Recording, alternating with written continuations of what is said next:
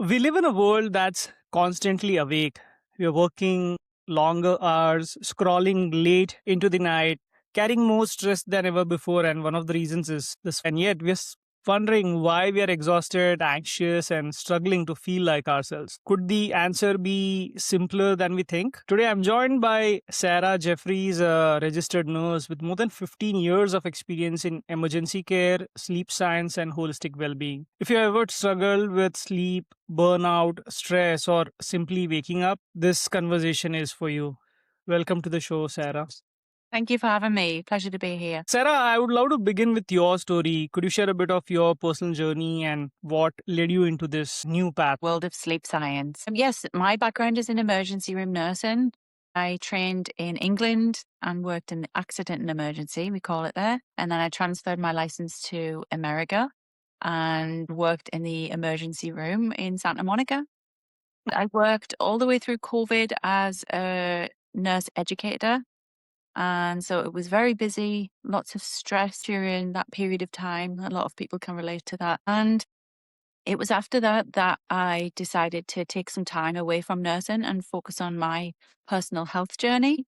And then I started to hear more and more about sleep, part of your health journey. And it wasn't really spoken about. It wasn't spoken about around that time. And I remember thinking, we don't ask our patients in the emergency room if they sleep. We don't ask them about their sleep. And it's a fundamental part of health. We ask them how many drugs they've taken. We ask them if they've, taken alcohol, what medications they take, but we don't ask them about sleep. So yeah, it just started to really make sense to me after I took some time away from nursing and about how important it is. That's a great point, what you said.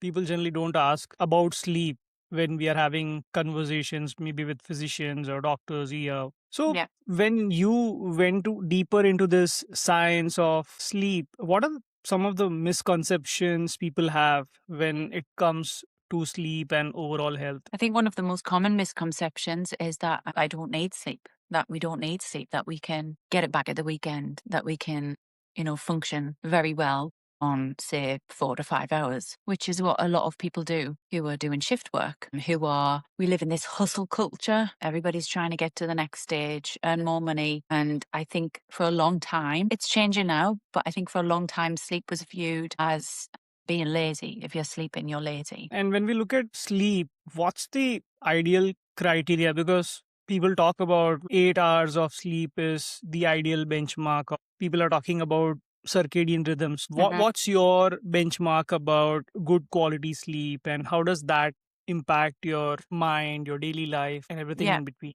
For me, the benchmark of if you're having a good sleep is that you wake up rested. I think that is the simplest benchmark, is that you're waking up and you feel rested. If you're waking up and you feel exhausted, then something hasn't gone right, and that you're generally fit and healthy.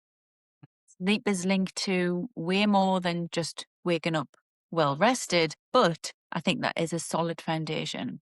If you can wake up feeling well rested every day, then that consistency is going to seep into your health. How many hours do you sleep every night? 7. 7. Yeah. And I always beat myself up for sleeping less than 8 because I see my wife has a great sleep cycle. She goes like 8 to 9 hours, and I always have been 7, 6, 7, 6, 7. Yeah. I always measure my REMs, and I would go deeper into my sleep cycles in terms of what was my awake, what was my REM score. And so I would also see intuitively how do I feel the next day Yeah. as I wake up. Like, do I feel fresh? Am I feeling sluggish? I feel that even if I am sleeping for 6 to 7 hours, I still feel good in terms of overall well being. Yeah. And that's great. And I think that's where a lot of people will also get sleep anxiety. They will give themselves a hard time if they're not hitting 8 hours. But men and women are fundamentally different. Women might need more hours at a certain cycle in the month. You might be somebody who manages on 6, but you feel great when you wake up. And that's, I think like the 6 to 8, sometimes I need 9 is a good time. But I think the important thing to remember is how you feel the next day. You can sleep too much and feel rough the next day. You can sleep too little and you'll feel rough. So like you mentioned, if you're feeling great, then I wouldn't be giving yourself a hard time. Right. Yeah. And I see that now sleep has become a major focus topic or area in wellness conversations. Even doctors are now considering sleep as one of the core pillars of well-being, even linking that to weight loss. What's the classic kind of pattern that you have seen in people, wherein people who have not rested or not slept well? Yeah, so I think we'll go back to just the patterns. I have a few sleep clients and I'm always educating around that. And I think one of the common things that I find is that people will delve into the sleep data and they'll want to know, about the REM and the deep and how many hours and how many percentages and get quite technical where the fundamentals are just not there, So putting down your phone a few hours before bed, waking up in the morning and getting sunlight in your eyes, take a note of when was the last time you had caffeine. I'm finding that the fundamentals are lost and everybody has a sleep tracker but they're tracking the sleep great. They know all the terminologies we're talking about it, but the fundamentals are just gone. So that is quite a common thing that I hear. Yeah. Yeah. The common thing that I see, it's not one little thing. And that's what's so fascinating about sleep is that it doesn't affect one thing, it affects everything. So when you help somebody fix their sleep, you'll see an immediate improvement in their whole life quality. They're able to go to the gym, so then they lose weight. So then they can concentrate better at work. So then they have better relationships and then they're less stressed. It's a knock-on effect into everything. Like I said, just the fundamentals, the basics. When I try and help somebody fix their sleep, I want to know what their daily life looks like because a lot of the time we think of, okay, we go to sleep. How do I fall asleep fast? How do I stay asleep? But good sleep starts from the minute that you wake up. I've heard Matthew Walker say this so many times. The minute you wake up, the things that you do throughout the day is going to determine how well you sleep at night. Like going outside and having sunlight in your eyes. How much caffeine? Do you exercise? Do you go outside at all during the day? There's a lot of sitting in front of technology and being inside and about those basic things that we are supposed to do as humans. Like, can you tell me the last time that you went outside and put your foot on the grass? And it's like, what? What's that got to do with my sleep? But it's quite important. Like, just basic things like that. Those are the pillars that I try to go back to when I'm teaching somebody about sleep. That it's not just one thing, it's lots of little things. And we need to look at your daily lifestyle habits. You can go and spend $50 on magnesium glycinate and have it with tart cherry juice and take your melatonin gummies. But if you're doing all of that and you're sitting watching Netflix and you've just had a Chinese meal, that's not really aligning. So it's my job to educate the best way I can to, hey, you don't have to spend this money yet. Let's try not have a glass of red wine, try and push your evening meal back and switch off Netflix and read a book. And that's really, the easiest thing that I can say. But in terms of supplementation, so for example, melatonin, you can buy that in the chemist, CVS, in America. I don't know what the laws are like in Canada. Can you buy it over the counter in Yeah, yeah, Canada? yeah, we can. Okay. So in Australia, I've just spent 2 years there. You can only buy it over the counter in the pharmacy if you're over 65. Okay. Yeah. Which is great because when you get older, you produce less melatonin. It's actually not a bad idea if you struggle to fall asleep to maybe supplement now and again with a small amount of melatonin. Your body only makes like 0.1 to 0.3 milligrams every night, but the gummies that you can buy in America are 10 milligrams. That's way more than your body needs. Yeah. And I've seen now gummies like 20 and going till 30 as well. Yeah, that is a crazy amount. And the other thing to be aware of is that in America, when you buy that, in Canada, it's not regulated by the FDA. Oh. You might have one gummy that will have 5 milligrams or no milligrams. And then the next gummy will have a full 30 milligrams. So it's very unregulated, it's very unsafe. And that's why there's been a lot of incidences of children actually overdosing on melatonin because they see a gummy, they think it's candy and they eat it and then they have had like 50 times the dose of what their body makes. Yeah, so it's something to be aware of. I'm not against melatonin. It's great for jet lag, great for if you're somebody who older and you struggle to fall asleep. But I wouldn't be recommending it for daily use in a healthy young adult. Sarah, what I understand, because I've been studying about nervous system and regulation, and I see that the modern life is creating external influences wherein the nervous system always stays constantly on. And then we get into a cycle wherein now it's very difficult for us to break that cycle. We really don't know now how to battle with these kind of problems. Yeah. When we talk about screens and technology, what's your solution in those areas? Yeah, I mean, it's very easy to just say, "Oh, just stop watching it." But it's kind of impossible. It's very addictive, and a lot of people do work on their phone. So I am realistic in that sense. I do understand.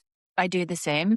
But there are things that you can do, and the apps, the phones are getting smarter. So you can switch your screen to nighttime mode. You can buy blue light blockers. You can actually on the apps, if it's social media apps, you can set a timer where it will switch off after 15 minutes. And actually, TikTok has a nighttime pop-up. So if it knows you're watching it at nighttime, it will pop up on the screen, which I think is very responsible of the app because it wants people to be on there, of course. But at nighttime, if you adjust it in the settings, it will actually pop up like, hey, it's approaching your bedtime now. Time to turn off this application. And so if I'm teaching somebody to sleep, I'll say 100% listen to those.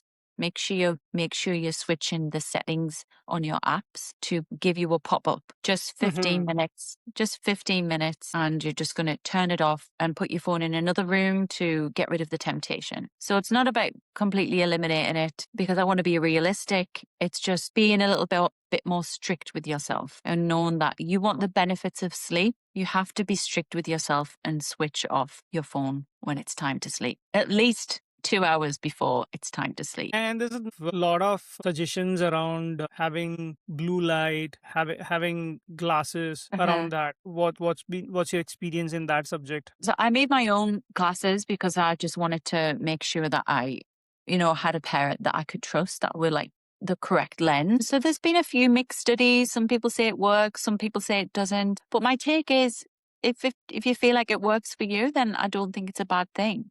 You can have a placebo effect and it will help. But I think just the orange tint is, it reminds me of being a caveman and at nighttime the room would be orange because of the fire glow. And it would just remind us to, go back to that caveman days of, oh, I recognize this orange glow. It's the fire. It means it's nighttime. My brain's going to release the correct type of hormones. So that's just the way I always think in my mind it might work. But it also depends on the type of content that you're consuming. You could have a beautiful orange glow, but if you're watching a horror film and you keep getting a scare, it's not really going to work, is it? There's no one fix for everything. It has to be a combination of things working together for sleep. And when you work with clients, Mhm. is Mhm. is there any structure or this is what one needs to start with? Yeah, definitely. So I ask everybody what their daily life is like. So it's making sure that you get sunlight as soon as you wake up. And I don't mean sunlight through a window, I mean like actually going outside. Even my daughters know to do this. You have cells in your eyes and they are connected to your brain. So when you go outside and you look up at the sky, they know that it's morning time sunlight as opposed to midday sunlight. Eyes are very smart, so they know where the sun is in the sky.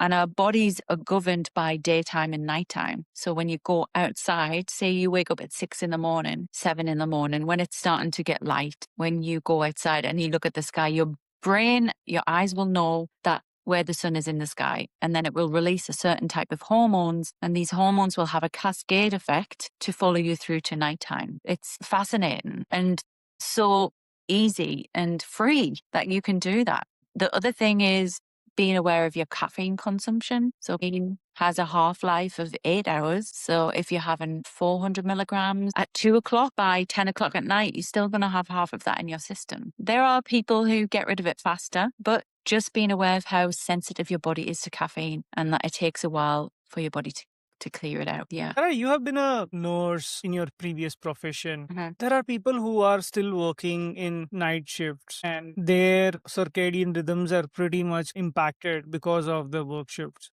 What's Yeah. your advice for people who have been working in those shifts? Night shift. Yeah, it's really, really brutal. My first piece of advice was try and switch a shift, but I know that's not real. I know that's not realistic.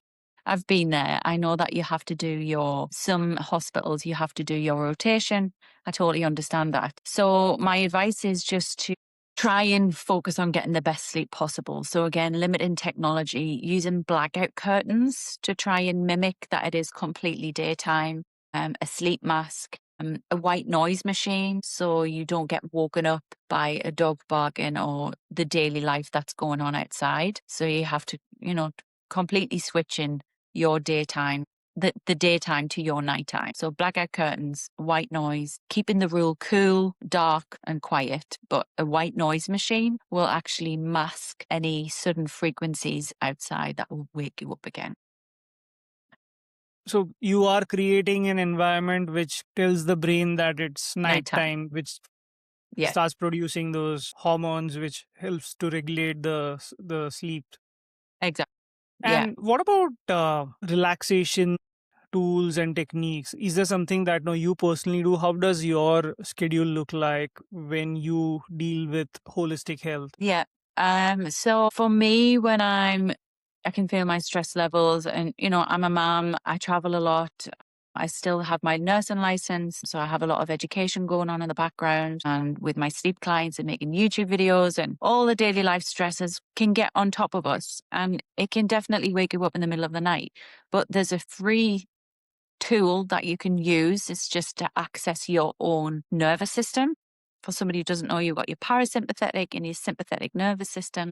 So your sympathetic one is the one that gives you your adrenaline and keeps you safe. It alerts, it raises your heartbeat in signs of danger. And that's the one that's quite active in a lot of people now because of all of the inputs we have. But the other one is the parasympathetic nervous system. And this is where is activated when your body and your brain knows that you're safe. So you're calm, your heart rate's not elevated, you're relaxed, and you can actually switch that on yourself. So if you can't get to sleep because you're stressed or you wake up and your thoughts are racing through your mind, which is very common, is just to take some really slow, deep breathing. In for 4, hold it as much as you hold it a little bit and then breathe out. Not too much stress, just nice, slow, deep breathing. And this will activate that nervous system that I was just talking about. And this will lower your heart rate, lower your blood pressure, and this can help you drift back off into sleep. And I do that all the time and it helps me so much. But we don't do that. And instead we reach over to our phone and go, what time is it? Well, it's not morning times. You don't need to check your phone. So leave your phone away. It's nighttime. It's just like we're being like nosy humans and we want to know what time it is. You don't need to know the time. You know that you've woken up. It's dark outside. You know that you should still be asleep unless your alarm's gone off. Your alarm hasn't gone off. So yes, don't look at your phone because immediately that bright light is just going to confuse your brain. It's going to think it's daytime and it's going to release the wrong type of hormones. And have you correlated this is a common pattern with your clients wherein you have seen that when the sleep has improved, the anxiety also has improved, and vice versa? Most definitely. Most definitely. There's been a lot of prominent studies around anxiety and PTSD. REM sleep is just like therapy for PTSD sufferers. But unfortunately, a lot of the time, somebody who's suffering from anxiety, PTSD, depression can self medicate in other ways as a ways to alleviate those symptoms. But the self medication, like marijuana or alcohol, will impact your sleep. But the thing that will help those symptoms the most is actually sleep. So it's a vicious cycle. Talking to people who suffer from anxiety, depression, and PTSD, it's hard because you're in that moment and you're just smoking marijuana daily, drinking daily as a way to help with those symptoms. But how do you tell somebody you have to stop that? Yeah, you're going to suffer with your PTSD, anxiety, depression for a little while, but only until you get a good sleep habit. And then that's going to help you so much more. That's very hard for somebody to do. Very hard. So it's just important to keep putting out the education there and keep reiterating new studies that will show the science and the research behind that. If one message you would like everyone watching to remember about sleep and well-being, what would that be? I would say before you spend money on the expensive supplement, the expensive sleep tracker, the next trend in healthcare, I would first explore the free things that you can do for your sleep, the fundamentals of a healthy lifestyle, such as going to bed early and reading a book. and keeping your phone out of the way, going for a walk outside, exercising, and being mindful of your caffeine consumption. I think that is a great place to start. And I hope more people will take on those 3 points. Yeah. Well, thank you so much. Thank you for joining us today, Sarah. It's been a Thank you for pleasure having having you, and truly appreciate you sharing this knowledge and insight with our audience. And all the folks who are watching this, if you enjoyed this conversation, don't forget to like and subscribe, and we'll see you in the next episode. And if you want to get in touch with Sarah for any of your sleep issues, we are going to put link of her YouTube channel, of her Instagram over here in the link below, and you can contact her. Thank you so much. Thank you. Thanks, Sarah. Bye bye.